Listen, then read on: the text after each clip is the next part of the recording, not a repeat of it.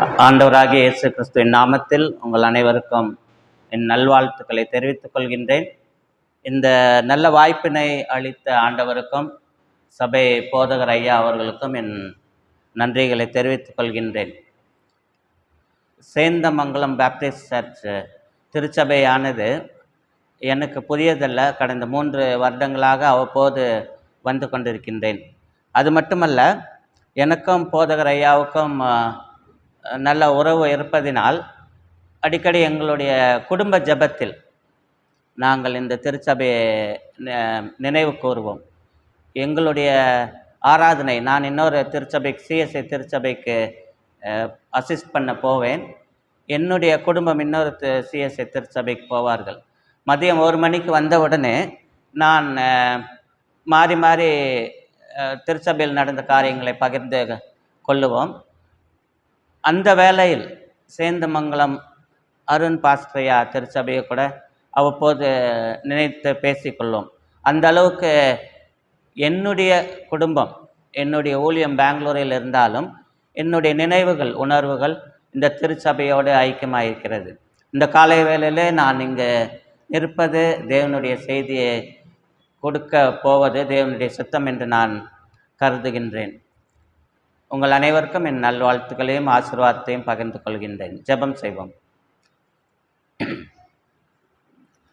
நல்ல ஆண்டவரே, இந்த அருமையான நாளுக்காக நன்றி செலுத்துகின்றோம்.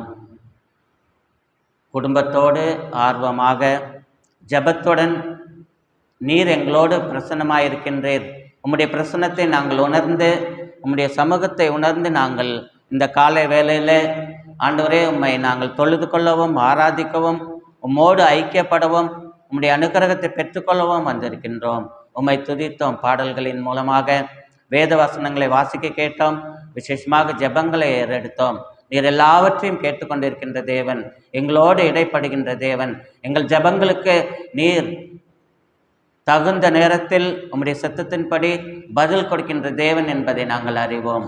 இந்த நேரத்திலும் ஆண்டவரே, உம்முடைய திருச்சபை மக்கள் உம்மை விசுவாசித்து உம்மீது நம்பிக்கை வைத்து இன்று தேவன் என்னோடு பேச வேண்டும், எனக்கு ஏற்ற வார்த்தைகளை என்னோடு பகிர்ந்து கொள்ள வேண்டும், என் குடும்பத்தில் இருக்கின்ற பிரச்சனைகள் தீர வேண்டும், என் குடும்பத்தில் சமாதானம் வேண்டும், என்னுடைய சமுதாயத்தில் சமாதானம் வேண்டும், என்னுடைய பர்சனல் ப்ராப்ளங்கள், தனிப்பட்ட பிரச்சனைகள் தீர வேண்டும் என்று ஆசையோடு வந்திருக்கின்ற ஒவ்வொருவரையும் நீர் கண்ணோக்கி பாரும். அவர்களுடைய தேவைகளை சந்தியும். இந்த செய்தியின் மூலமாக ஆண்டவரே, அவர்களுடைய இருதயத்தில் நிறைவான ஆசீர்வாதத்தை பெற்று இந்த இடத்தை விட்டு போக கிருபை செய்யும்.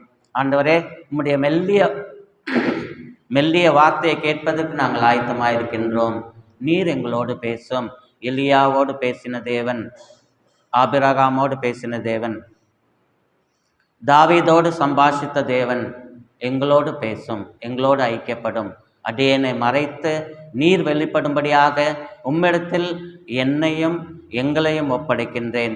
இயேசு கிறிஸ்துவின் மூலமாய் வேண்டிக் கொள்கிறேன் நல்ல பிதாவே. இந்த நாளிலும் உங்களோடு பகிர்ந்து கொள்வதற்காக நான் தெரிந்து கொண்ட தலைப்பு, அது கருப்பொருள் அர்த்தமுள்ள கிறிஸ்தவ வாழ்க்கை. அர்த்தமுள்ள கிறிஸ்தவ வாழ்க்கை என்று சொல்லும் பொழுது நமக்கு நன்றாகவே தெரியும் இல்லையா? ஒருவேளை நீங்கள் நினைக்கலாம், நான் தேவனை நேசித்து அர்த்தமுள்ள வாழ்க்கை வாழ்ந்து கொண்டிருக்கின்றேன், இனியும் அர்த்தமுள்ள வாழ்க்கை வாழ்வது எப்படி என்று நீங்கள் சிந்திக்கலாம். ஒவ்வொரு நாளும், தேவன் கொடுத்த ஒவ்வொரு நாளும், ஒவ்வொரு நொடியும் நாம் தேவனை மனதில் வைத்து அவருக்கு முக்கியத்துவம் கொடுத்து நாம் அர்த்தமுள்ள வாழ்க்கை வாழ்வதற்காக அழைக்கப்பட்டிருக்கின்றோம். வேதத்திலிருந்து, விசேஷமாக மத்தேயு சுவிசேஷத்திலிருந்து ஒரு பகுதியை வாசிக்க கேட்டோம். 1 - 16 வசனங்கள். இன்னும் நம்முடைய தியானத்திற்காக நான் தெரிந்து கொண்ட வசனங்கள் 13 - 16, 13 - 16 வசனம். விசேஷமாக 13ஆம் வசனத்தை நாம் மைய பொருளாக வைத்து நாம் நம்முடைய சிந்தனைக்கு உணவாக எடுத்துக்கொள்ளப் போகின்றோம். ஒரு சில சம்பவங்களை சொல்லி நம்முடைய தியானத்திற்கு நேராக கடந்து போவோம். ஒரு சில வருடங்களுக்கு முன்பாக பிரான்ஸ் நாடு, யாருன்னா போயிருக்கிறீங்களா? போவீங்க, ஜெபம் பண்ணுங்க இல்லையா? அது சேந்தமங்கலம் தாண்டலன்னு சொல்கிறார் பாஸ்டர். அவர் தாண்டி இருக்கிறார், நிறையா வெளிநாட்டு கூட போயிருக்கிறாரு. பிரான்ஸ் நாட்டு அறிஞர்களுக்கு ஒரு ஆர்வம் வந்தது. என்ன ஆர்வம் வந்ததுன்னா, ஒரு கோழியின் இருதயத்தை, கோழிக்கு இருதயம் இருக்கா? இருக்கு இல்லையா? ஆட்டு இருக்கு, பம்ப் பண்ணுறதுக்கு இருதயம் இருக்கு. அந்த இருதயத்தை எடுத்து மிகப்பெரிய சோதனை பண்ண வேண்டும் என்று ஒரு கோழியை வெட்டி அதோடைய இருதயத்தை பக்குவமாக பத்திரமாக எடுத்து ஒரு சின்ன பெட்டகத்தில் வைத்து அதை பெரிய ஆராய்ச்சி பண்ண வேண்டும் என்று என்ன செய்தார்களாம், அதை எடுத்து கொண்டு போய் கடலுக்கு அடியில் வைத்தார்களாம். கடலுக்கு அடியில் வைத்தார்களாம். அந்த கடலுக்கு அடியில் பத்திரமாக வைத்தார்களாம். எந்த மீனோ மற்ற கடலில் உள்ள மற்ற உயிரினங்களோ அதுக்கு பாதிப்பு ஏற்படுத்தாதபடி பத்திரமாக இருக்க வேண்டும் என்று ஒரு பெட்டகத்தில் வைத்து பத்திரமான இடத்தில் வைத்திருக்கின்றார்கள். அதை வைத்த நொடியிலிருந்து, அந்த பெட்டகத்தில் வைத்த நொடியிலிருந்து, பெட்டியில் வைத்த நொடியிலிருந்து லப்டப் லப்டப் என்று துடித்து கொண்டே இருந்ததாம். உங்களுக்கு நன்றாகவே தெரியும் இல்லையா? நம்முடைய இருதயத்தில் கை வைத்து பார்த்தால் என்ன சத்தம் வரும்? சத்தமே வராதா? சத்தம் வருமா வராதா? வரும் இல்லை? லப்டாப் லப்டாப்னு சத்தம் வரும். ஓகே, அதே போல் இந்த கோழியின் இருதயத்திலும் எடுத்து வைத்த நாளிலிருந்து லப்டாப் லப்டாப் என்று சத்தம் வந்ததாம். கடலுக்கடியில் வைத்தார்கள். 37 நாட்கள் இந்த ஆராய்ச்சிக்கு தேர்ந்தெடுத்தார்கள். இந்த 37 நாட்களும் அவ்வப்போது போய் பார்த்து கொள்வார்கள். அது லப்டாப் லப்டாப் என்று துடித்து கொண்டே இருந்ததாம். 37வது நாள் போய் பார்த்தார்கள், லப்டாப் லப்டாப் என்று துடித்து கொண்டிருந்தது. ஓகே, கடலுக்கு அடியில் வைத்தோம், இதை எடுத்துவிட்டு மேலே போகலாம் என்று எடுத்து வந்தார்கள். அங்கேயும் அது துடித்து கொண்டிருந்ததாம். எதற்காக துடித்து கொண்டிருந்தது என்றால், கடல்ல என்ன இருக்கும்? கடலுக்கே போகலன்னு சொல்றீங்களா? எல்லாரும் போயிருக்கிறீங்க இல்லையா? கடலுக்கு அடியில் போல, கடலை பார்த்துருக்கின்றீர்கள். கடல்ல என்ன இருக்குன்னு நல்லாவே தெரியும் இல்லையா? கடலை மேலோட்டமாக பார்க்கின்றோம், அலைகள் வருகின்றது, மீன் இருக்கும் என்று தெரியும் இல்லையா? ஆனால் கடலுக்குள்ளே மிகப்பெரிய வாழ்க்கை இருக்கிறது, உங்களுக்கு நன்றாகவே தெரியும் இல்லையா? முக்கியமாக கடல் தண்ணியில் என்ன இருக்கும்? உப்பு இருக்கும் இல்லையா? உப்பு இருக்கும். இந்த உப்பு எவ்வளவு தூரம் பயனுள்ளதாக இருக்கின்றது, எவ்வளவு தூரம் ஜீவனை அளிக்கின்றது என்பதற்காக இந்த பிரெஞ்சு நாட்டு விஞ்ஞானிகள் இதை சோதனையாக எடுத்து ஆராய்ச்சி செய்தார்கள். 37 நாட்கள் இருதயம் தனியாக இருந்தது, கடலுக்கு அடியில் வைத்தார்கள் கோழியின் இருதயம். அது 37 நாட்கள் அதன் பிறகும் துடித்து கொண்டே இருந்ததாக அந்த ஆராய்ச்சி சொல்கின்றது. இது எதற்காக செய்தார்கள் என்றால், உப்பின் வீரியத்தன்மையை பார்ப்பதற்காக, உப்பின் சிறப்பை உலகத்திற்கு சொல்வதற்காக செய்தார்கள் என்று பார்க்கின்றோம். ஆம், உப்பு என்று சொன்ன உடனே நமக்கு நம்முடைய உணர்வுகள், நம்முடைய கவனம் எங்கே போகும்? சாப்பாட்டுக்கு போகும் இல்லையா? கிச்சனுக்கு போகும் இல்லையா? கிச்சனுக்கு போகாதவங்களே இல்லை. நமக்கு எல்லார் வீட்டிலும் கிச்சன் சொல்லி தனியாக இருக்கும். கிச்சனில் மிகவும் முக்கியமான பொருள் எது? உப்பு. உப்புன்னு சொன்னோன்னா உப்புன்னு சொல்லிட்டீங்க இல்லையா? சிலவங்களுக்கு சர்க்கரையாக இருக்கும், சிலவங்களுக்கு மிளகாத்தூளாக இருக்கும், இல்லை வேறு இதாக இருக்கும். ஆனால் எல்லாவற்றையும் விட எல்லாவற்றிற்கும் ருசி கொடுப்பது இந்த உப்பு. ஓகே, அது மட்டுமல்ல, உப்பு பிற ஜீவன்களை வாழ வைப்பதாக ஆராய்ச்சிகள் சொல்கின்றது இல்லையா? நமக்கும் நல்லாவே தெரியும். தப்பி தவறி உப்பு குழம்புலோ இல்லை பதார்த்தத்திலோ இல்லை வேறு காரியத்திலோ உப்பு கம்மியாக இருந்தால் என்ன பண்ணுவோம்? உப்பே இல்லைன்னா என்னம்மா உப்பே போடலன்னு சொல்லிட்டு நமக்கு உச்சக்கட்ட கோபம் வரும். இல்லை கம்மியாக இருந்தால் என்ன உப்பு கம்மியாக போட்டிருக்க அப்படின்னு சொல்லிட்டு. அதே சமயத்தில் உப்பு அதிகமாக போட்டிருந்தா அதையும் திட்டுவோம் இல்லையா? உப்பு எடுத்து தனியாக சாப்பிட முடியுமா? சாப்பிட முடியாது. அப்போ என்ன ஆகுது? உப்பானது ஒரு பொருளோடு சேரும் பொழுது ருசி நமக்கு கொடுக்கிறது இல்லையா? தனியாக ருசி தர முடியாது. ஒரு பொருளோடு சேரும் பொழுது அது ருசி தன்மையை நமக்கு கொடுப்பதாக பார்க்கின்றோம். இந்த உப்பை குறித்து 3 முக்கியமான காரியங்கள் நமக்கு நல்லாவே தெரியும் இல்லையா? ஞாயிற்றுக்கிழமை பேசலாம் இல்லையா? 3 முக்கியமான காரியங்கள் சொல்லுங்கள் உப்பை குறித்து, முக்கியமான பயன்கள்.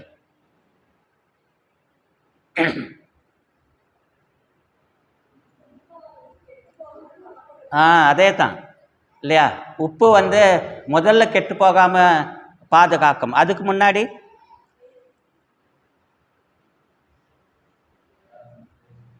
டேஸ்ட் கொடுக்கும் இல்லையா? ஐயா சொல்றாரு டேஸ்ட் கொடுக்கும்னு சொல்லி, ருசியை கொடுக்கும்.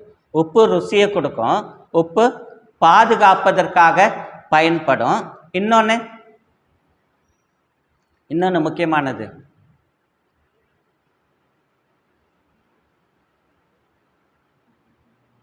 உப்பை எதுக்கு பயன்படுத்துவாங்க? ஐயா தொண்டை கட்டிக்கிச்சு, பேச முடியல, ரொம்ப கஷ்டமாக இருக்குன்னா என்ன பண்ணுவோம்? லைட்டு லூக்வாம் வாட்டரில் உப்பை போட்டு, கல் உப்பை போட்டு காகிள் பண்ணுங்கன்னு சொல்லுவாங்க இல்லையா? ஸோ உப்பு வந்து அதுக்கு மட்டும் இல்லை, பல இடங்களில், பல வீடுகளில் மருந்தாகவும் பயன்படுத்தப்படுகிறது இல்லையா? உப்பு ருசி உள்ளது, உப்பு பாதுகாப்பு அளிக்கின்றது, அதே போல் உப்பு மருந்தாகவும் பயன்படுகிறது. இந்த பேக்ரவுண்டு தான் இல்லை, இந்த பேக்ரவுண்டில் தான் இயேசு கிறிஸ்து என்ன சொன்னார்? 13ஆம் வசனத்தை வாசிங்க. நீங்கள் பூமிக்கு உப்பாய் இருக்கிறீர்கள் இல்லையா? நீங்கள் பூமிக்கு உப்பாய் இருக்கிறீர்கள். யாரை பார்த்து சொன்னார்? நம்மளை பார்த்து சொன்னார் இல்லையா? நம்ம 26வது நூற்றாண்டில் வாழ்ந்துட்டு இருக்கிறோம், சேந்தமங்கலம் சர்ச்சில் இருக்கிறோம். பட் இயேசுநாதர் வாழ்ந்த காலத்தில் யாரை பார்த்து சொன்னார்? அங்கே வந்தவங்க இல்லையா? அங்கே வந்தவங்க மெயினாக முக்கியமாக அவருடைய சீஷர்களை பார்த்து சொன்னார் இல்லையா? சீஷர்கள் என்று சொல்லும் பொழுது தெரிந்து கொள்ளப்பட்டவர்கள், பிரித்து எடுத்துக்கொள்ளப்பட்டவர்கள், அழைக்கப்பட்டவர்கள். எதற்காக அழைக்கப்பட்டவர்கள்?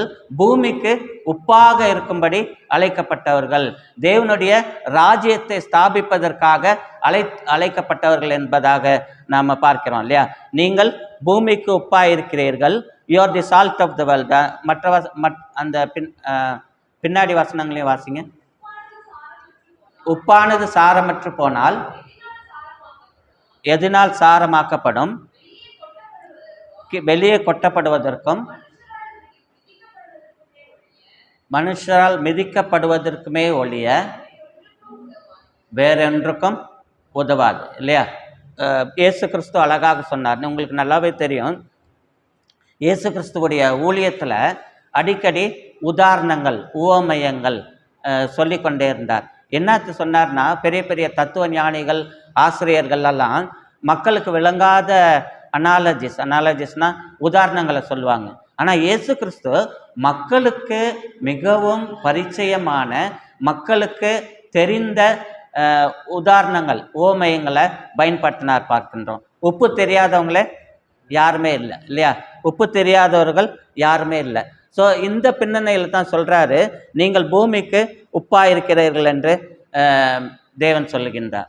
நம்முடைய வாழ்க்கையில் நாம் கிறிஸ்தவர்களாக இருக்கின்றோம் இல்லையா?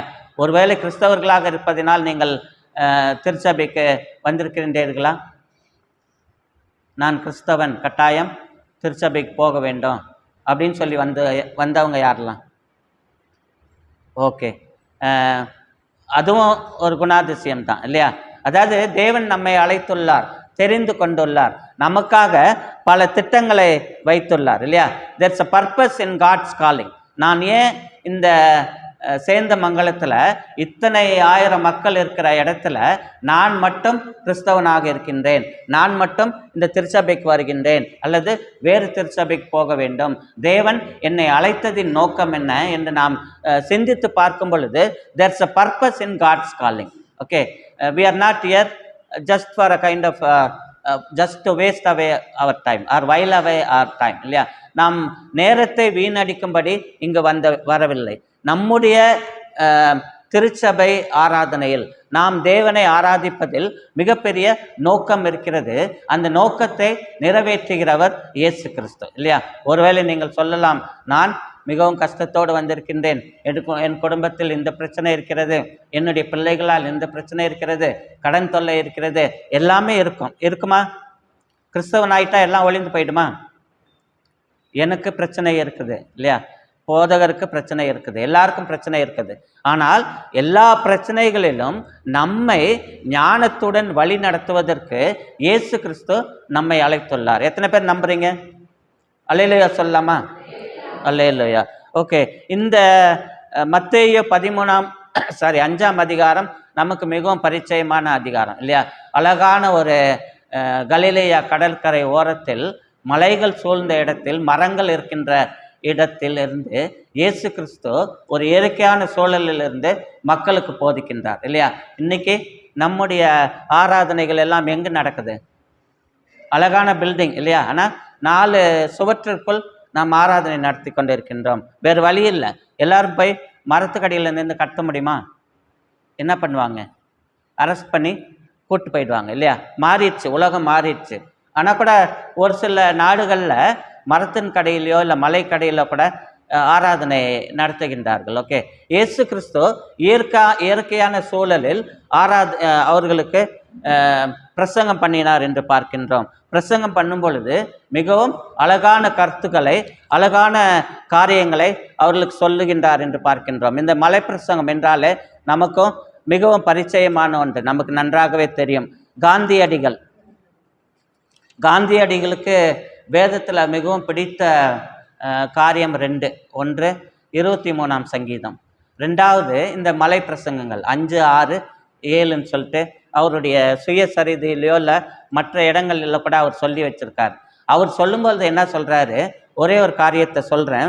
மகாத்மா காந்தி பைபிளை ஃபுல்லாக வாசிச்சிருக்காரு.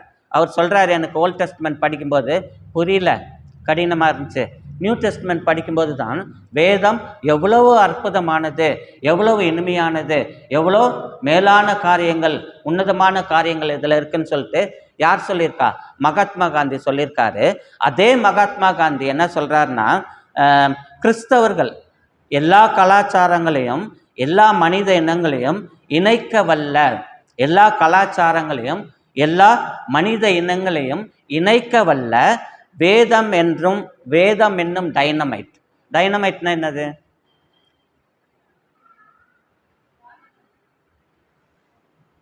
சொல்லுங்க. டைனமைட் அடிக்கடி செய்திகளில் பார்க்குறோம். இந்த இடத்துல பாம் பிளாஸ்ட் ஆச்சு, அந்த இடத்துல பாம் பிளாஸ்ட் ஆச்சுன்னு செய்திகள் கேட்குறோமா இல்லையா? டைனமைட்னா மிகவும் வெடிக்கக்கூடிய ஒன்று, மிகவும் ஒரு சக்தி வாய்ந்த ஒரு பொருள், உங்களுக்கு நன்றாகவே தெரியும் இல்லையா? அதே போல் இவர் என்ன சொல்கிறாரு? எல்லா கலாச்சாரங்கள், எல்லா மதங்கள், எல்லா உணர்வுகளையும் இணைக்க வல்ல வேதம் யார் கையில் இருக்குதான்? யாரும் கொண்டு வரலையா? வேதம் வச்சிருக்கிறீங்களா? வேதம் கிறிஸ்தவர்கள் கையில் இருக்கு. ஆனால் கிறிஸ்தவர்கள் வேதத்தை எப்படி பார்க்குறாங்களாம் கேளுங்க. எல்லா மனித இனங்களையும் இணைக்க வல்ல வேதம் என்னும் டைனமைட் கையில் வைத்து கொண்டு அதன் ஆற்றலை அறியாமல், எதன் ஆற்றலை அறியாமல்? வேதத்தின் ஆற்றலை அறியாமல் என்ன செய்கிறாங்களாம்? அதை வெறும் காகிதமாக பார்க்கின்றார்கள். என்னவா பார்க்கிறோமா? அதை வெறும் காகிதமாக பார்க்கின்றார்கள் சொல்லிட்டு ஒரு 4 வீக்ஸ் பேக், ஒரு 4 வாரங்களுக்கு முன்பாக நான் என் வீட்டில் உட்காந்து என்னுடைய வேலை செய்துட்டு இருந்தேன். ஒரு பகலில் என் பையன் அவனுடைய ப்ராஜெக்ட் ஒர்க் பண்ணிட்டு இருந்தான். அப்போ அந்த தெருவில் இருக்கிற ஒரு 2 பேர் வந்து என்கிட்ட கேட்டாங்க. இந்து மதத்தை சேர்ந்த, இந்து குடும்பத்தை சேர்ந்த 2 பேர் என்கிட்ட வந்து கேட்டாங்க, அங்கிள் எங்களுக்கு 2 பெண்கள் வந்து கேட்டாங்க, எங்களுக்கு பைபிள் வேணும், கொடுக்க முடியுமான்ட்டு. இம்மா நீ இந்த குடும்பத்தில் தானே இருக்கிற, இவருடைய பிள்ளைங்க தானே, அவங்க அப்பா அம்மா திட்ட மாட்டாங்களான்னு கேட்டாங்க. அவங்க திட்டுறாங்களோ இல்லையோ, நீங்கள் பைபிள் தர முடியுமா இல்லையான்னு கேட்டாங்க. தரமா அப்படின்னு சொல்லிட்டு 2 இங்கிலீஷ் பைபிள் எடுத்து கொடுத்தேன். எதற்காக அவங்க கேட்டாங்கன்னா, வேதத்தை பற்றி நிறைய கேட்குறேன், திருட்டுத்தனமாக வாசிக்கிறேன், மொபைலில் வாசிக்கிறேன், பட் எனக்குன்னு ஒரு வேதம் இருந்து நான் வாசிக்கணும்னு ரொம்ப ஆசைன்னு சொல்லிட்டு அநேக மக்கள் ரகசியமாக வேதத்தின் மிகப்பெரிய ஆற்றலை, வல்லமையை உணர்ந்து வாசித்து கொண்டிருக்கின்றார்கள். இதுதான் மகாத்மா காந்தி சொல்லுகின்றார். இதைத்தான் இயேசு கிறிஸ்துவும் சொன்னார், நீங்கள் பூமிக்கு உப்பாயிருக்கின்றீர்கள். உப்பாயிருக்கின்றீர்கள் என்று சொல்லும் பொழுது என்ன அர்த்தம்? உப்புடைய தன்மையை நமக்கு தெரியும், உப்புடைய ருசி நமக்கு தெரியும், அதோடைய கேரக்டரை தெரியும். நம்முடைய வாழ்க்கையிலும் கிறிஸ்தவ வாழ்க்கையிலும் நாம் உப்பாயிருக்க வேண்டும், மற்றவர்களை பாதுகாக்க வேண்டும், மற்றவர்களுக்கு நம்பிக்கை கொடுக்க வேண்டும். நம்முடைய திருச்சபையிலோ திருச்சபையின் ஊழியங்களிலோ இல்லை மற்றவர்களுக்கு ஆறுதலாக இருக்க வேண்டும்னு சொல்லிட்டு இதை ஒரு மந்திரமாக, ஒரே வார்த்தை இல்லையா, நீங்கள் பூமிக்கு உப்பாயிருக்கின்றீர்கள் இல்லையா. இதை என்ன உப்பா இருக்கிறேன்னு சொல்கிறாரு? உப்பா இருக்கிறதுக்கு எதனா கூட்டா குழம்பா சோறான்னு சொல்லிட்டு தெரியாதவங்க யோசிப்பாங்க. ஆனால் உண்மையான கிறிஸ்தவர்களுக்கு நான் உலகத்திற்கு, என்னுடைய சமுதாயத்திற்கு, என்னுடைய குடும்பத்திற்கு எப்படி உப்பா இருக்க வேண்டும் என்று நன்றாகவே தெரியும் இல்லையா. 3 சிந்தனைகளை உங்களுக்கு வெகு சீக்கிரத்தில் பகிர்ந்து கொள்ளலாம் என்று ஆசைப்படுகின்றேன். உப்புன்னு சொல்லும் பொழுது அநேக காரியங்களை உப்புடைய குணாதிசயங்களிலிருந்து நாம் கற்றுக்கொள்ளலாம். 3 காரியங்களை உங்களோடு பகிர்ந்து கொள்கின்றேன். துன்பங்களை கடந்து வந்த உப்பு. துன்பங்களை கடந்து வந்த உப்பு என்று சொல்லும் பொழுது, உப்புக்கு உயிர் இருக்கா? உயிரை கொடுக்கும், ருசியை கொடுக்கும் இல்லையா, பாதுகாப்பை கொடுக்கும். ஆனால் உயிர் இல்லை. ஆனால் இது உப்பு துன்பங்களை கடந்து வருகிறதாம். அது எப்படின்னு சொல்லி பார்த்தா, நாம் இன்றைய உலகத்தில், உடனடி உலகத்தில் வாழ்ந்து கொண்டிருக்கின்றோம். இன்ஸ்டன்டேனியஸ் வேர்ல்டு என்று சொல்வார்கள் இல்லையா. உடனடி உலகம்னா என்னது? நான் கிச்சனில் வேலை செய்கிறவங்களுக்கு எல்லாத்துக்கும் தெரியும் இல்லையா. ஃபில்டர் காஃபி இருக்கும், மற்ற காஃபி பவுடர்ஸ் எல்லாமே இருக்கும். ஐயா சொன்னார் இன்ஸ்டன்ட் காஃபி போலன்னு சொல்லிட்டு, ப்ரூ காஃபி அப்படி நிறையா காஃபி வச்சுருக்குறாங்க இல்லையா. சுடு தண்ணியை காய்ச்சிட்டு அதில் கலக்கி குடித்தா ஒரு பெரிய இன்பம் இருக்கும். என்னுடைய பசங்களுக்கு ஃபில்டர் காஃபி கொடுத்தா தூண் துப்பிட்டு கீழே கொட்டுவாங்க என் முன்னாடியே. என்னப்பா இந்த காஃபியை போய் கொடுத்துருக்குறீங்க, ப்ரூ காஃபி தூள் இல்லையா, நெஸ்கேஃபே இல்லையான்னு சொல்லிட்டு கேட்பாங்க. ஏன்னா 2000 கிட்ஸ் நிறைய பேர் இருக்கிறாங்க. உடனடி உலகத்தில் வாழ்ந்து கொண்டிருக்கின்றோம் இல்லையா. காஃபி, நூடுல்ஸு, ஊறுகாய், ஜங்க் ஃபுட்டு, அந்த ஃபுட்டு இந்த ஃபுட்டுன்னு சொல்லிட்டு இன்ஸ்டன்டேனியஸ் உலகத்தில் வாழ்ந்து கொண்டிருக்கின்றோம். ஆனால் உப்பு இன்ஸ்டன்டேனியஸாக, உப்பு ப்ரூ காஃபி தூள் மாதிரி இருக்குதா? தூள் உப்பு இருக்குது இல்லையா. அதையும் இப்போ பயன்படுத்தக்கூடாதுன்னு சொல்கிறாங்க. ராக் சால்ட்டு இல்லை பிளாக் சால்ட்டு, இமாலயன் சால்ட்டு அதை யூஸ் பண்ணுங்கன்னு சொல்லிட்டு சொல்கிறாங்க இல்லையா. ஆனால் உப்பு உடனடியாக கிடைக்குமா? கிடைக்காது. உப்பு எடுப்பதற்கு எத்தனை நாட்கள் ஆகும்? யாரெல்லாம் உப்பளத்துக்கு போயிருக்கிறீர்கள், உப்பு எடுக்கின்ற இடங்களை பார்த்துருக்கின்றீர்கள்? பார்த்துருக்கீங்க இல்லையா. நான் கொஞ்ச நாள் அடிக்கடி தூத்துக்குடி போவதுண்டு.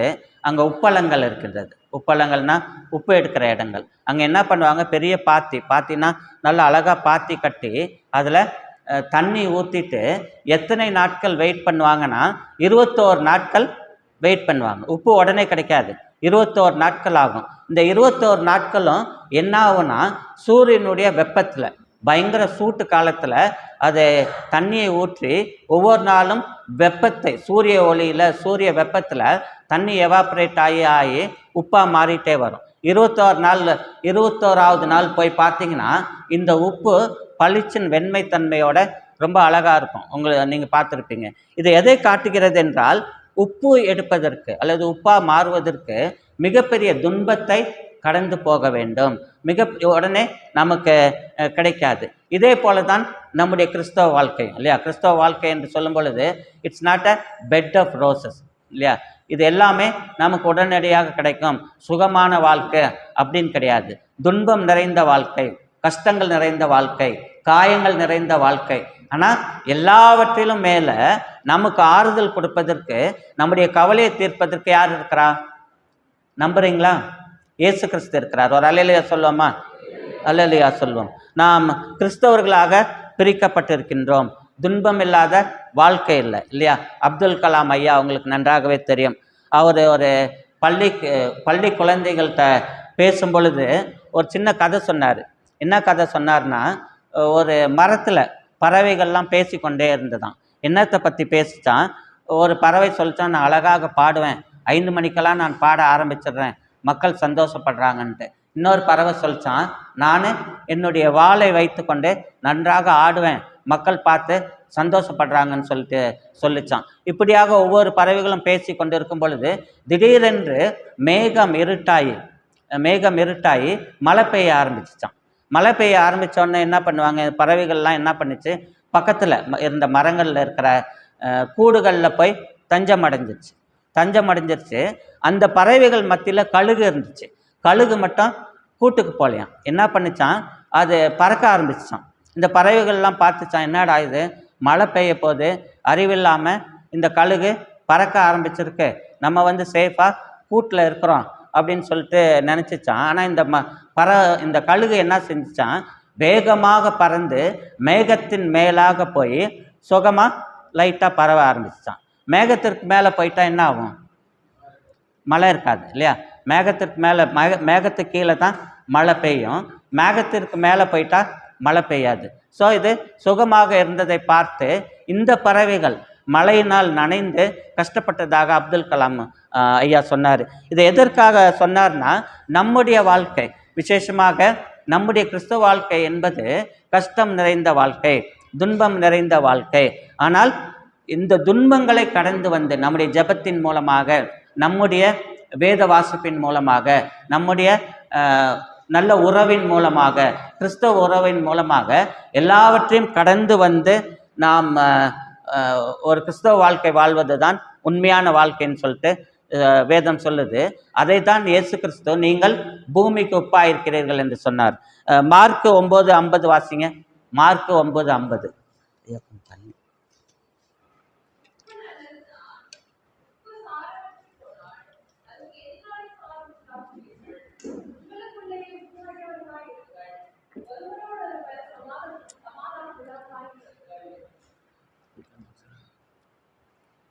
உப்பை பற்றி மத்தேயுவில் மட்டும் இல்லை, மார்க்கு லூக்கிலையும் சொல்லப்பட்டிருக்கு.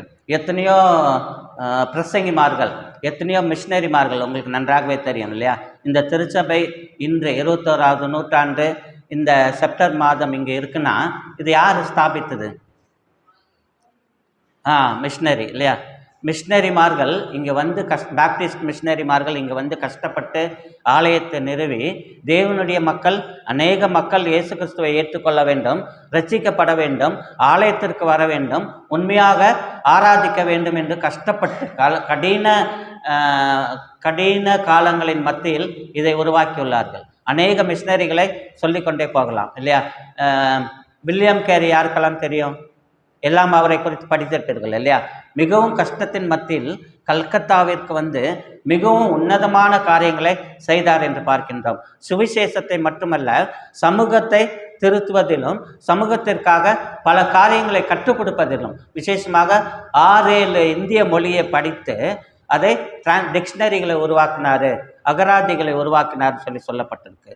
ஸோ நான் உலகத்திற்கு உப்பாய் இருக்கிறேன் அப்படின்னு சொல்லும் பொழுது, நான் இயேசு கிறிஸ்துவை ஏற்றுக்கொண்ட நான், இயேசு கிறிஸ்துவை என் மனதில் வைத்திருக்கும் நான், இயேசு கிறிஸ்துவை நான் ஆராதிக்கின்ற நான், துன்பங்களை கடந்து என்னுடைய சமுதாயத்திற்கு, என்னுடைய குடும்பத்திற்கு, என்னுடைய திருச்சபைக்கு நான் ஆறுதலாக இருக்கின்றேனா, ஏதாவது நன்மையான காரியங்களை செய்கின்றனா என்பதை நாம் சிந்தித்து பார்க்க வேண்டும். ரெண்டாவதாக, இந்த உப்பை குறித்து நாம் அறிந்து கொள்ள வேண்டிய விஷயம், தியாகத்தை நினைவூட்டும் உப்பு. எப்படி உப்பு தியாகம் பண்ணுது அப்படின்னு கேட்டிங்கன்னா உங்களுக்கு நன்றாகவே தெரியும். உப்பு மதிப்புள்ள பொருளா மதிப்பில்லாத பொருளா?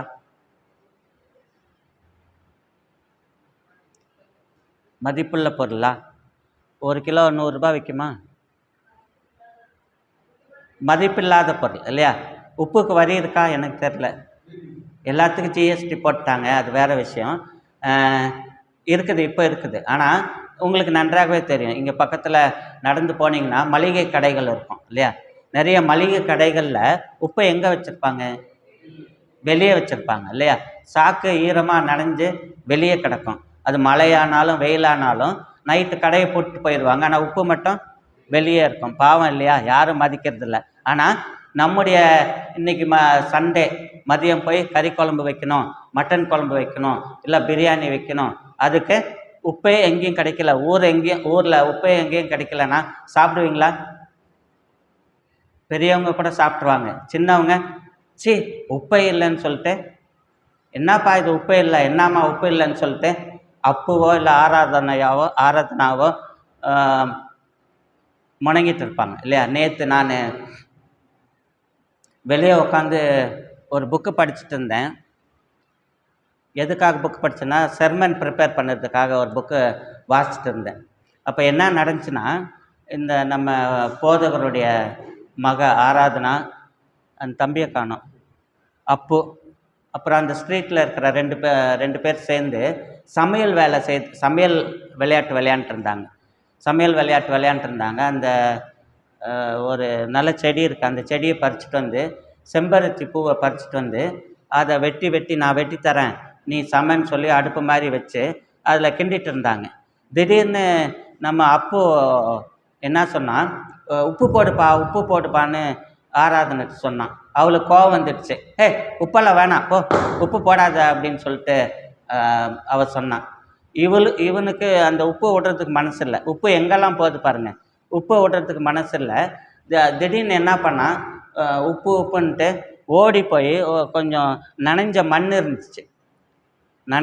இருந்துச்சு, அதை ஓடி எடுத்துகிட்டு வந்து அந்த இலையும் செம்பருத்தி பூவையும் கலந்ததில் போட்டு உப்பு போட்டுட்டேன், இப்போ டேஸ்ட்டாக இருக்கும்னு சொல்லிட்டு கிண்டிகிட்டே இருந்தான். அது என்ன உப்பு? மண் உப்பு இல்லையா.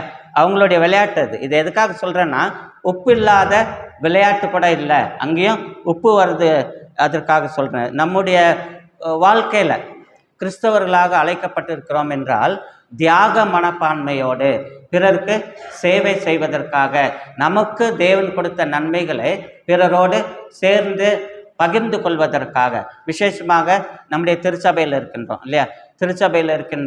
திருச்சபையில் ஆராதனையில் பங்கெடுக்கின்றோம், பல காரியங்களை செய்கின்றோம். ஆனால் எல்லா காரியங்களிலும் நாம் தியாக மனப்பான்மையோடு பகிர்ந்து கொள்கின்றோமா? ஏதாவது ஒரு ஊழியத்தில் நான் ஈடுபட்டிருக்கின்றேனா, தியாக மனப்பான்மையோடு செய்கிறேனா என்பதை சிந்தித்து பார்க்க வேண்டும். நீங்கள் கேட்கலாம், நான் என்ன ஊழியம் செய்ய முடியும் இல்லையா, நான் போய் சுவிசேஷமாக சொல்ல முடியும், இல்லை பாட முடியும்னு சொல்லிட்டு. எதுவுமே செய்ய முடியாதுன்னு இல்லை. எல்லாவற்றிற்கும் மேலாக உங்களால் ஒன்றும் முடியாவிட்டால் என்ன செய்யலாம்? ஜெபம் பண்ணலாம். திருச்சபைக்கு வராங்க நிறைய பேர். திருச்சபை முடிஞ்சோடனே உங்களுக்கு ஃபெல்லோஷிப் டைம் இருக்குமா தெரில.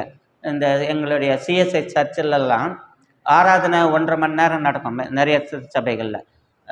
1500 பேர் இருப்பாங்க. நான் போகிற திருச்சபையில் 1.5 மணி நேரம் நடக்கும். நடந்து முடிஞ்சோடனே காஃபி ஃபெல்லோஷிப்னு இருக்குது. அந்த காஃபி ஃபெல்லோஷிப்பு 2 மணி நேரம் கூட நடக்கும். என்னத்தை பற்றி பேசுவாங்க? ஊர் கதைகள் நடக்கும், சமையல் கதைகள் நடக்கும், அரசியல் கதைகள் நடக்கும். எல்லாமே ஐக்கியத்தை வளர்த்து கொள்வதற்காகன்னு சொல்லிட்டு அந்த டைமை கொடுக்குறாங்க. பட் எல்லா கதையும் பேசுவாங்க, தப்பில்லை இல்லையா. பட் என்னன்னா, என்ன செய்யலாம்?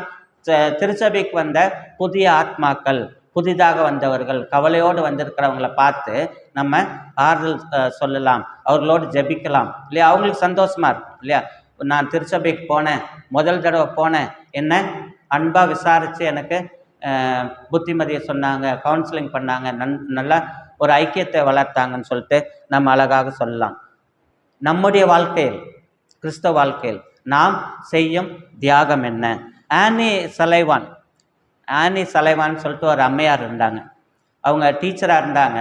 டீச்சராக இருந்திருக்கும்போது திடீரென்று அவர்கள் நோய்வாய்ப்பட்டாங்க, சிக்கானோடனே ஹாஸ்பிட்டலுக்கு கூப்பிட்டு போகிறாங்க.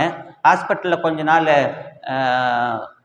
ட்ரீட்மெண்ட் எடுக்கிறாங்க. ட்ரீட்மெண்ட் எடுத்த பிறகு பெரிய டாக்டர்ஸ் எல்லாம் சொல்கிறாங்க, இனி நீ 24 மணி நேரமும், நீங்கள் 24 மணி நேரமும் ட்ரீட்மெண்ட்டில் இருக்கணும், உங்களுக்குன்னு தனியாக நர்ஸை போடுறேன், உங்களால் ஒன்றும் செய்ய முடியாதுன்னு சொல்கிறாங்க.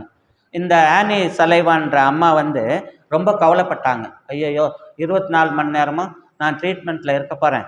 அவங்களுக்கு சிக்னஸை குறித்தோ நான் மறிக்கப் போகிறேன் என்ற கவலையே இல்லை.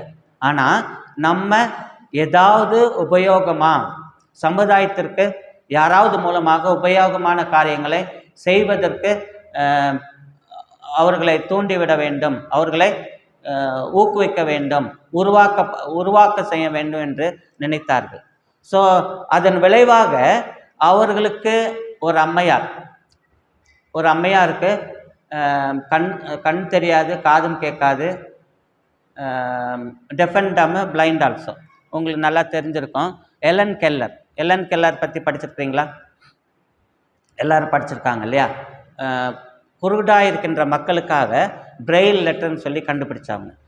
அதை ஊக்குவிச்சது யாருன்னா இந்த ஆனி சலைவான்னு சொல்லிட்டு 24 மணி நேரமும் ட்ரீட்மெண்ட்டில் இருந்த அம்மையார் அவங்களுடைய சிக்னஸை பற்றி திங்க் பண்ணல. ஐயோ நான் வியாதியாக இருக்கிறேன், ஐயோ நான் சாவு போகிறேன், ஐயோ என் வாழ்க்கை முடிய போகுது, என்னால் ஒன்றுமே செய்ய முடியல, அவ்வளோ கவலைப்பட்டு ஜெபத்திற்கு பதில் இல்லை, கவலைப்படலை, கஷ்டப்படலை. ஆனால் இந்த சூழ்நிலையிலும் நான் யாரையாவது உருவாக்க வேண்டும் என்று இந்த எலன் கெல்லர் என்ற ஒரு மிகப்பெரிய அம்மையாரை கூப்பிட்டு அவங்கள ஊக்கப்படுத்தினாங்க. நீ ஒன்றுமே உனக்கு கண் தெரில, டெஃபன் டம்மு, ஆனால் நீ ஏதாவது உன்னுடைய சமுதாயத்திற்கு செய்ய வேண்டும் என்று அவர்களை ஊக்கப்படுத்தினார்கள். ஊக்கப்படுத்ததின் விளைவாகத்தான் அவர்கள் அந்த பிரெயில் லெட்டர்ஸ் உருவாக்குனாங்க. இன்றைக்கி நிறையா தெரியும், கண் தெரியாதவர்கள் தடவி படைப்பார்கள் இல்லையா? தியாலஜி கூட படிக்கிறாங்க. நான் இருந்த யூடிசி மிகப்பெரிய கல்லூரி, அதில் கூட 2-3 பேர் பிளைண்ட் பீப்புள் தியாலஜி படிப்பாங்க.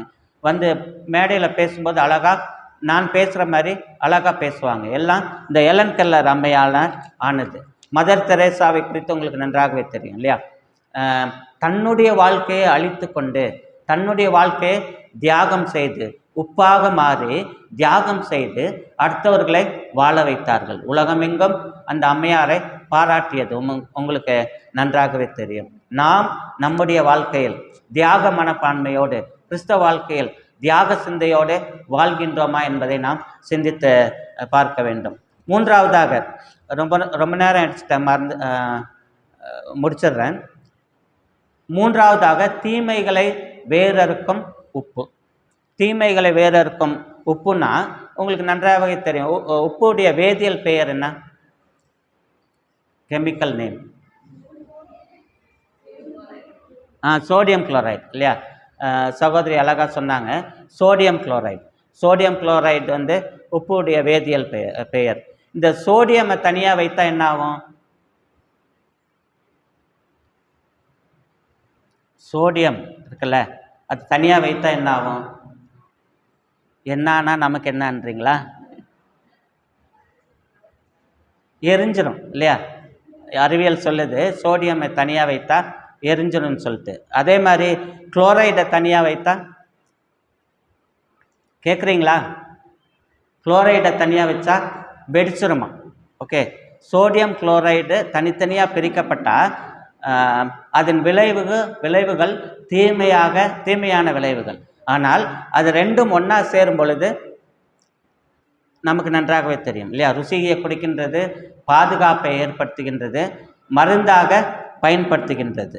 இதை தான் உப்புலையும் பார்க்கின்றோம். உப்பை காலகாலமாக பண்டைய கலாச்சாரங்கள்லேருந்து உங்களுக்கு நன்றாகவே தெரியும், படித்திருப்பீர்கள். பிரமிட் உங்களுக்கு நல்லாவே தெரியும். அதை பாதுகாப்பதற்காக உப்பை பயன்படுத்தினார்கள் என்று வரலாறு சொல்லுகிறது. அது மட்டுமல்ல, இன்னைக்கு கூட நம்ம மீன் வாங்குகிறோம், நிறைய மிச்சமாயிடுச்சு, என்ன பண்ணுவோம்? மாடியில் போய் காயப்படுவோம், காக்கா கொத்திட்டு போயிடும் இல்லை? காயப்படுவோம். எதை போட்டு காயப்படுவோம்? உப்பு போட்டு இல்லையா? அது எவ்வளோ காலம்னாலும் இருந்துகிட்டே இருக்கும். ஸோ உப்பு பாதுகாப்பதற்காக பயன்படுத்தப்படுகிறது. அதே போல் மற்ற உணவு பண்டங்களிலும் உப்பை சேர்க்கின்றோம். பல நேரங்களில் நம்முடைய வாழ்க்கையில் பலவீனமாக காணப்படுவோம், சோர்ந்து காணப்படுவோம் இல்லையா? சோர்ந்து காணப்படுவோம். இந்த நேரங்களில் நமக்கு ஆறுதல் அளிப்பது தேவனுடைய வசனங்கள், நமக்கு ஆறுதல் அளிப்பது நாம் செய்யும் ஜெபங்கள், நம்முடைய கிறிஸ்தவ மக்களின் ஆறுதல்கள் என்று நமக்கு நன்றாகவே தெரியும். வில்லியம் கேரி மிகவும் கஷ்டத்தில் தன்னுடைய பிள்ளைகளை இழந்தார், தன்னுடைய வைஃபை இழந்தார்.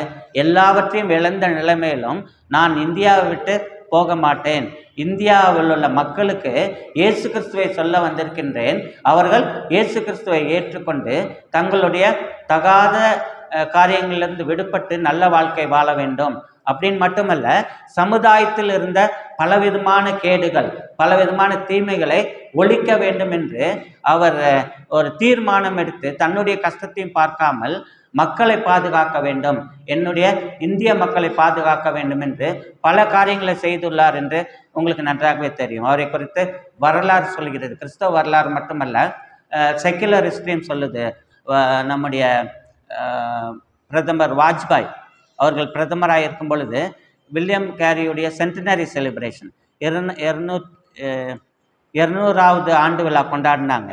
அப்போ அவர் செய்த நல்ல காரியங்களுக்காக, சமுதாய புரட்சிக்காக அவரை பாராட்டி அவருடைய நினைவாக ஸ்டாம்ப் வெளியிட்டாங்கன்னு சொல்லிட்டு அவருடைய சரித்திரம் சொல்கிறது. எதற்காகனா தன்னை இழந்து தன்னை தியாகமாக கொடுத்து நான் பிறரை காக்க வேண்டும், அழிந்து கொண்டிருக்கின்ற மக்களை காக்க வேண்டும். ஏசாயா சொல்வது போல் யாரை நான் அனுப்புவேன் சொல்லுங்க, யார் என் காரியமாய் போவார் என்று ஏசாயா சொன்னது போல நான் போறேன்ட்டு இந்தியாவுக்கு வந்து அநேக காரியங்களை செய்தார், அநேக மக்களை காப்பாற்றினார் என்று அவருடைய சரித்திரம் சொல்கின்றது இல்லையா. சதியை பற்றி உங்களுக்கு நன்றாகவே தெரியும். நேற்று கூட ஐயா தூங்க போகிறதுக்கு முன்னாடி சதியை நேரடியாக பார்த்த ஒரு வெள்ளைக்காரர் அவர் எப்படி அதை எழுதி வைத்துள்ளார்னு சொல்லிட்டு வாட்ஸ்அப்பில் வந்ததை எனக்கு வாசித்து காட்டினாங்க. மிகவும் கொடூரமானது. உடன்படிக்கை என்னது உடன்கட்டை ஏறுதல், உங்களுக்கு நன்றாகவே தெரியும். அது சதின்னு சொல்லுவாங்க. உடன்கட்டை ஏறுதல் மிகவும் கொடூரமான இதை எப்படியாவது ஒழிக்க வேண்டும், மக்களை அந்த சமுதாயத்தை காப்பாற்ற வேண்டும் என்று அடிக்கடி பிரிட்டிஷ் கவர்மெண்ட் அஃபிஷியல்ஸ்கிட்ட போய் முறையிட்டாராம், பெட்டிஷன் கொடுத்தாராம், என்னென்னமோ பண்ணி பார்த்தாரு. அவங்க இதை நாங்கள் எப்படி ஒழிக்க முடியும், மக்கள் கோவப்படுவாங்கன்னு சொல்லி இருந்தாங்க. பட்டு ஒரு நாள் இவர் சண்டே சர்வீஸ் நடத்த போனாராம். அவருடைய ப்ரீச்சிங்கு, அவர் சண்டே சர்வீஸ் கல்கத்தாவில் ஆங்கிலிக்கன் சர்ச்சில் சர்வீஸ் நடத்தணும். அவர் புல்பிட் ஏறுறாரு. அவருடைய பிஏ அசிஸ்டன்ட் வந்து சொல்கிறாங்க, அவருடைய காதில் ஒரு செய்தியை சொல்கிறாங்க. என்ன செய்தினா, சதியை உடன்கட்டை ஏறுதலை ஒழிச்சிட்டோன்னு சொல்லி பிரிட்டிஷ் கவர்மெண்ட்டு சட்டம் போட்டிருக்கு, இனி யாரும் சதி அல்லது உடன்கட்டையை பின்பற்றக்கூடாதுன்னு சொல்லி சட்டம் போட்டிருக்காங்கன்னு சொல்லி சொல்கிறாங்க. அப்போ வில்லியம் கேரி சொல்கிறாரு, நான் இங்கே ஆராதனை நடத்தி கொண்டோ இல்லை பிரசங்கம் பண்ணி கொண்டோ இருந்தால் அநேகர் இறந்து விடுவார்கள், அநேக இளம் பெண்கள் இறந்து விடுவார்கள், நான் அவர்களை காப்பாற்ற வேண்டும், இதை யாராவது நடத்துங்கள்னு சொல்லிட்டு புல்பிட்டை விட்டு இறங்கி அவர் சமுதாயத்துக்கு போய் எல்லா இடத்துலையும் சொன்னாராம், உடன்கட்டை ஏறுதலை தடை பண்ணிட்டாங்க, இனி அதை ப்ராக்டிஸ் பண்ண முடியாதுன்னு சொல்லிட்டு. ஸோ மிகப்பெரிய தியாக மனப்பான்மை இல்லையா, மிகப்பெரிய தியாக மனப்பான்மையோடு இவர் வேலை செய்தார் என்று பார்க்கின்றோம். மீண்டும் வாசிங்க மார்க் 9:50.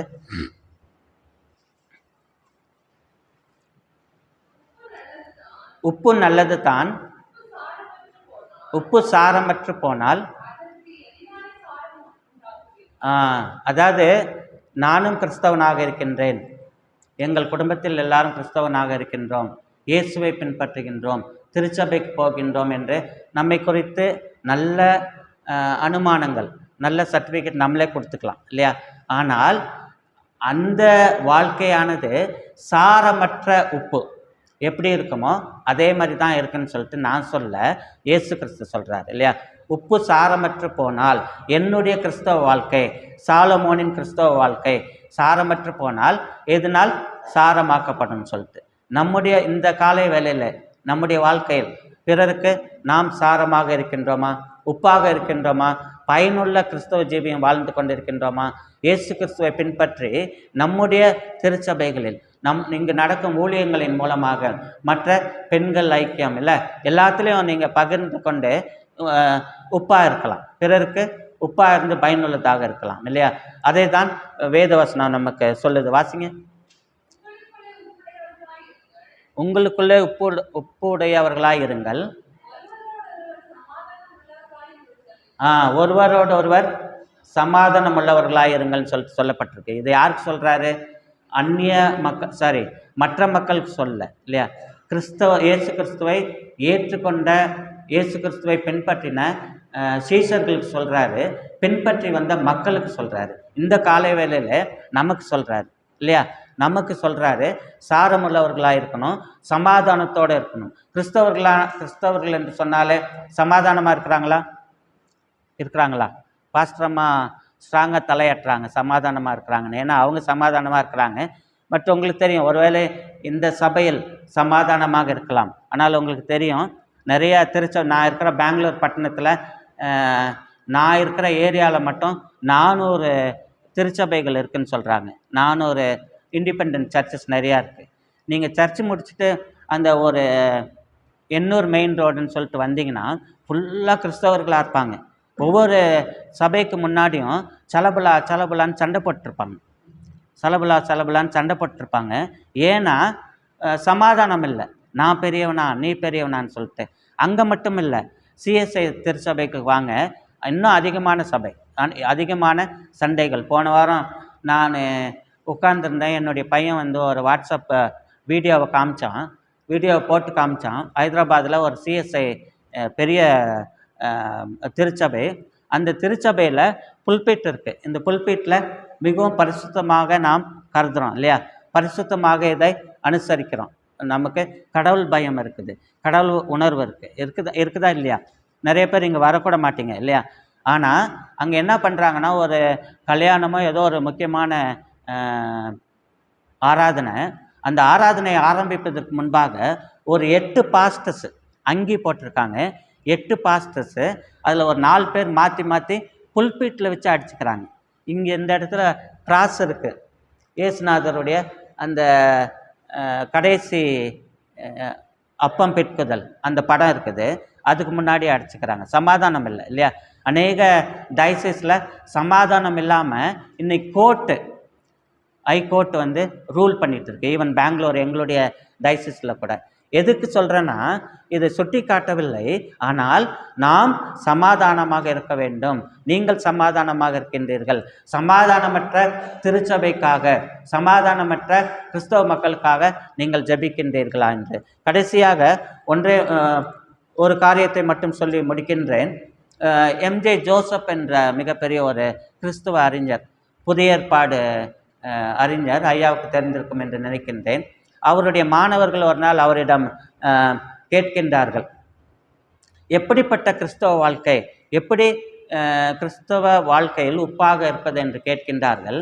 அப்பொழுது அவர் 3 காரியங்களை சொல்கின்றார். அவர் சொல்லுகின்றார், ஜாலியாக சொல்கிறாரு, கொக்கு ஒற்றை காலில் நிற்கும் இல்லையா? தெரியும் உங்களுக்கு. எதற்காக நிற்கிது கொக்கு ஒற்றை காலில்?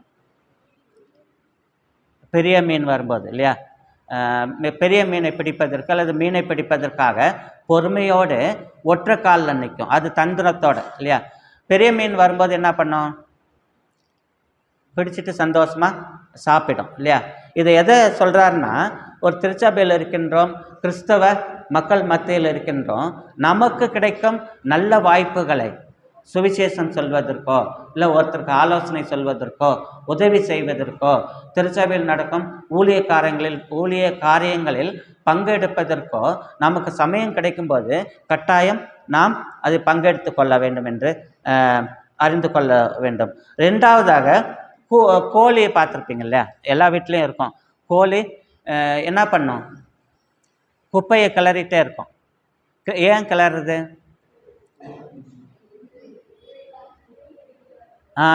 தனக்கு எதுனா தீனி வேணும், இல்லை பூச்சி வரும்போது இது பண்ணும், கிளறிட்டே இருக்கும். தனக்கு எது தேவையோ அது வரும்பொழுது அதை சாப்பிட்டுட்டு போயிட்டே இருக்கும் இல்லையா? அதே போல் நம்முடைய கிறிஸ்தவ வாழ்க்கையில் நமக்கு தேவையானதை இல்லையா, நமக்கு தேவையானதை மட்டும் எடுத்துக்கொள்ள வேண்டும். அநேக திருச்சபைகளில் அடுத்தவங்களுடைய விஷயத்தில் தலையிட்டு, அடுத்த திருச்சபை காரியங்களில் தலையிட்டு சண்டையை மூட்டி சமாதானமற்ற காரியங்கள் நடந்து கொண்டே இருக்கின்றது இல்லையா? உங்கள் திருச்சபை பற்றி எனக்கு தெரியாது சரியா? ஐயா சொல்ல மாட்டார், ஜெபம் பண்ணுங்கன்னு சொல்லுவார். என்னுடைய ஃபேமிலி ப்ரேயரில் நான் ஜெபம் பண்ணுவேன். ஆனால் நிறைய கிறிஸ்தவர்கள் இந்த வாழ்க்கையை தான் வாழ்ந்து கொண்டு இருக்கின்றார்கள் இல்லையா? சண்டையை கிளப்பி விட்டு தனக்கு எது முக்கியமோ அதை செய்து போய்கொண்டே இருக்கின்றார்கள். 3வதாக, உப்பை போல் இருக்கணும்னு சொல்கிறார் இல்லையா? அதாவது கொக்கை போல் இருக்க வேண்டும், கோழியை போல் இருக்க வேண்டும். 3வதாக உப்பை போல் இருக்க வேண்டும் என்று. கொக்கு கோழியை விட்டுருங்க, பட் உப்புடைய தன்மை என்னது? ஒரு குழம்புல போட்டால் என்ன ஆகும்? பத்திரமா கீழே போய் நிற்குமா? இல்லை, இட் பெனிட்ரேட்ஸ் இல்லையா? ஊடுருவி போய் கலந்து உப்பாவே இல்லாமல் ஆகி ருசியை தரும். அதே தான் கிறிஸ்தவ வாழ்க்கை இல்லையா? இந்த நாளில் தேவன் நம்மை தேர்ந்தெடுத்திருக்கின்றார், நம்மை அழைத்திருக்கின்றார். கிறிஸ்தவர்களாக மட்டுமல்ல, இயேசு கிறிஸ்துவை பின்பற்றும் கிறிஸ்தவர்களாக, விசேஷமாக உப்பாய் இருக்க அழைத்திருக்கின்றார். அதே தான் இந்த வசனம் சொல்லுது. நாம் எப்படிப்பட்ட வாழ்க்கை வாழ்ந்து கொண்டிருக்கின்றோம்? பிறரின் வாழ்க்கைக்கு நாம் துன்பமாக இருக்கின்றோமா, அல்லது உப்பு கரைந்து ருசியை கொடுப்பது போல், பாதுகாப்பை கொடுப்பது போல், மருந்தாக செயல்படுவது போல் நம்முடைய வாழ்க்கை இருக்கின்றதா? கடைசியாக மத்தேயு 5ஆம் அதிகாரம் 13ஆம் வசனத்தை எடுத்துக்கொள்வோம். எல்லாம் சேர்ந்து வாசிக்கலாமா? வாசித்து ஜெபம் பண்ணி முடிப்போம். மத்தேயு 5:13. நீங்கள் பூமிக்கு உப்பாயிருக்கிறீர்கள். உப்பானது சாரமற்று போனால் எதினால் சாரமாக்கப்படும்? வெளியே கொட்டப்படுவதற்கும் மனுஷரால் மிதிக்கப்படுவதற்குமே ஒழிய வேறென்றுக்கும் உதவாது. தேவன் தாமே உங்களை ஆசீர்வதிப்பாராக. ஜெபம் செய்வோம்.